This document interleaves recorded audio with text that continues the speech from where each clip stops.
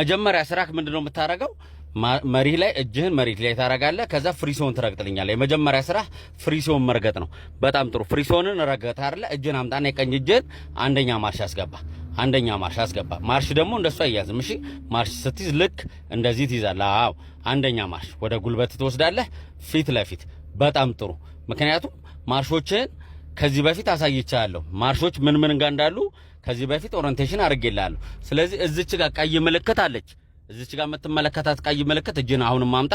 ፍሪስ እጅ ፍሬንን ምን በል አውርደው። አዎ፣ እጅን እችን አፈን እናረጋለን። እጅ ፍሬናችንን አወረድን።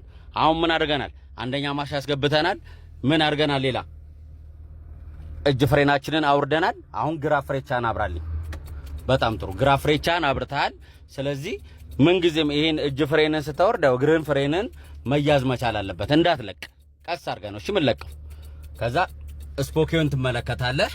ስፖኬን ታያለህ። መኪና አለመኖሩን ቼክ ታደርጋለህ።